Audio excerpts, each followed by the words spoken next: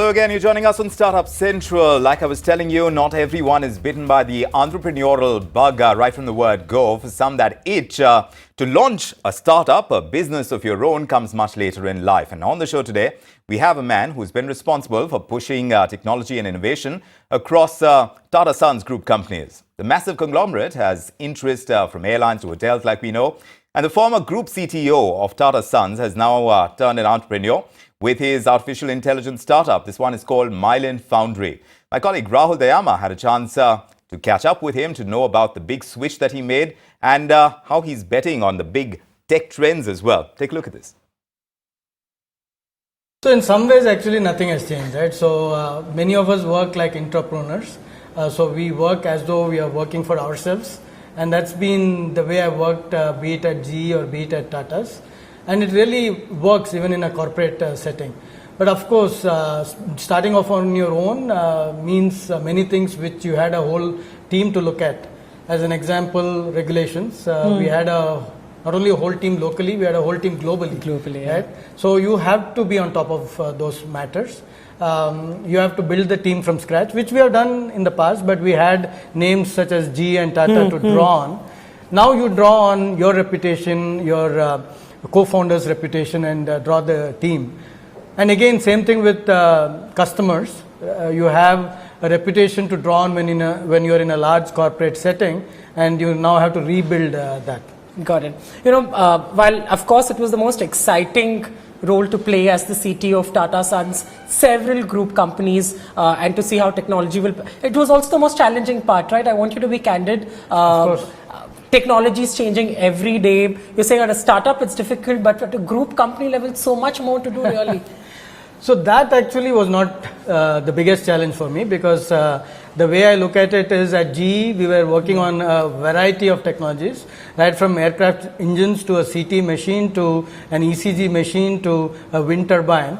There were a lot of things that we were doing. So that was not something which I was frightened of or looked at it as a new challenge. I think with the Tata Group or with GE, the biggest challenge was working in a large corporation with a matrix environment. How do you make things happen? So the decisions, no one person can take a decision. How do you get the entire organization behind you in a journey which is new and which no one knows an outcome? If it is you and you're in a startup, you're headed in the direction the team goes with you. But if you're in a large corporation, you have to take many people with you.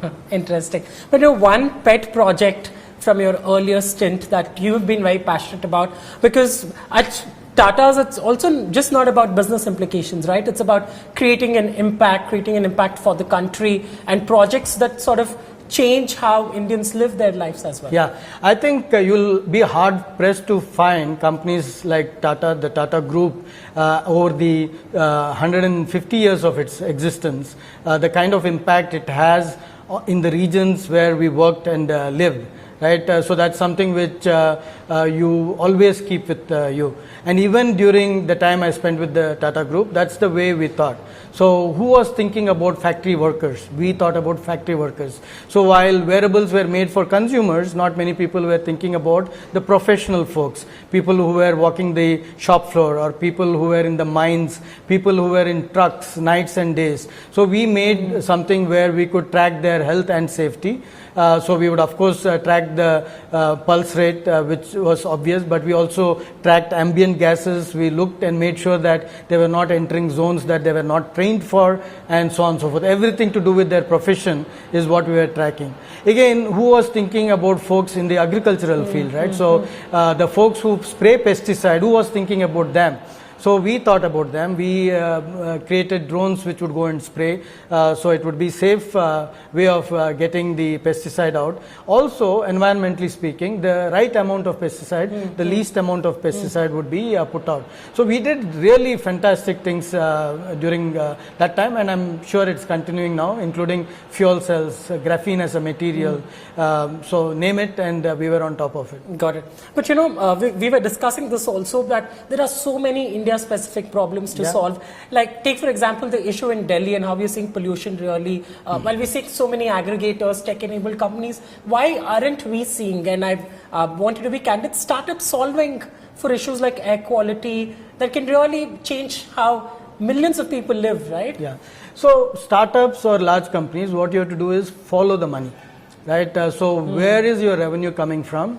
Is that revenue dollar profitable, dollar to dollar? It's not like sometime into the future I'll become profitable because of some vague setting which is not there today, right? So I think that is the reason why startups do not have an appetite unless they see where the revenue is coming from and where the profit is coming from. Both have to be there. Does frugality come naturally to you? Also, at a time when we're seeing startups raised massive amounts of funding, also now a lot more financial data available on the losses and the numbers keep spiraling. Does frugality come naturally to you? Frugality, I think, comes naturally to many Indians and of course Indian companies. But that's where I would put a caveat, is that you have to be frugal so that you can spend. In Indian companies, we do not spend enough on technology. We are ready to spend on buying businesses, but we are not ready to take a risk on technology which is 3 years down the road. I think it's extremely critical to be long-term successful country that we put enough money in technology. Of course, we keep talking about R&D No spends. frugality on technology. R&D spends, we keep talking about the importance of it. Last couple of questions. What does disruption really mean to you? So many more years that you've spent solving these interesting challenges. What does disruption mean to you now? Yeah. So technology is always on a continuum, right? So it's not that suddenly something emerges and it is disruptive.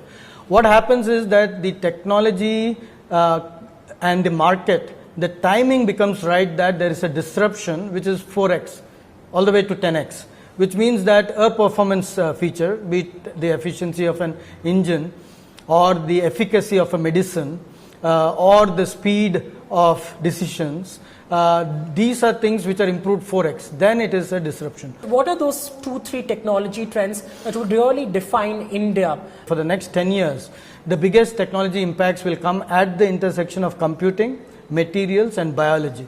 So in fact, I tell my engineering team that just because you're an engineer, if you say that I do not know biology, you will be at a disadvantage. So you have to, all of you, learn biology. You have to, all of you, be conversant in materials. Computing, you anyway have to, right? So let's look at these areas, right? So pick computing.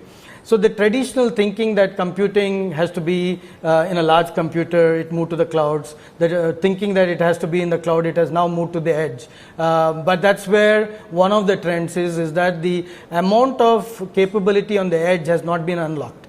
Right? The hardware players have improved their capabilities, but the ability to leverage that capability for applications has not yet happened. So that's what will change in the next 2-3 years. Right? So the AI on device will be taken advantage of. The compute power, which is amazing on the device, will be taken advantage of. The 5G on the device will be taken advantage of. Hence low latency, hence great entertainment, hence the ability to provide wellness type of answers right there on your fingertips is going to be enhanced.